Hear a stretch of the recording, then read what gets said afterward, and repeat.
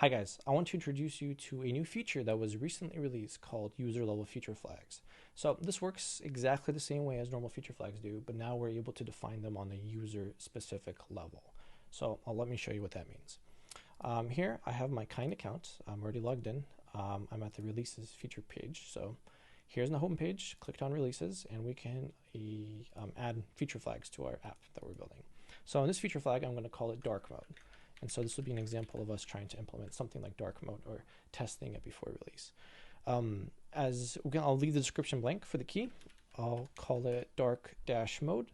So this is how it will be referencing it in my code. This will be a Boolean value because it's obviously either on or off, so true or false. Default value of false. And this is important right here is that I'll be able to override the value at a user specific level. So that means that we're able to signify this feature flag for each individual user rather than an organization or an environment itself. So let's click on save. While this saves and gets added to my account, I can go and show you the code that I'm using right here.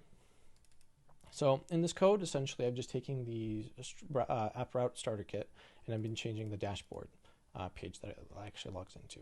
So after you log in, you'll see this page instead. Here, I'm essentially just grabbing the user flag from our client page, and from the client side of the Kinde browser, and using an effect to essentially trying to get the value that is associated with my feature flag, and then I'll be printing an image if it's currently set to true. If there is no value set to false, it will print something else completely. So this way that we will know organizationally if a person has a feature on, they'll be shown a dark mode. If they don't, as well as if they don't have anything set, it'll be shown the standard light mode.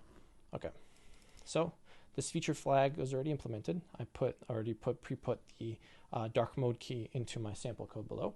So if I were to just go to the dashboard page, I can see that my current user is already logged in and it's giving him the light mode effect. So this is obviously a little meme picture that I put. And we look at someone's computer code, doesn't use dark theme, so it's brightening us.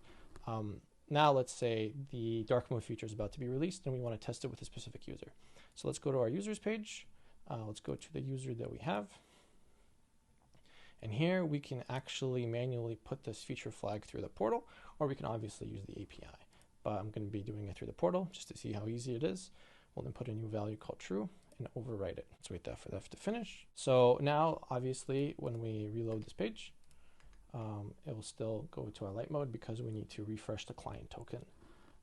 The current token that is grabbing from a user account is still set in the old one where the feature value was set to false. You can either hit the API or just relog in. I have the API that I could re-hit right here. Let me push the account forward and bam. So now this dark mode is set to on, so it's displaying this image that I have referenced it below. Or if I, for example, log out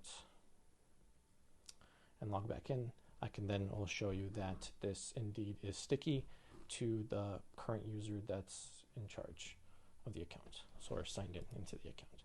So let's now sign in, use the same credentials as we did before, get our 2FA code real quick, let's sign in.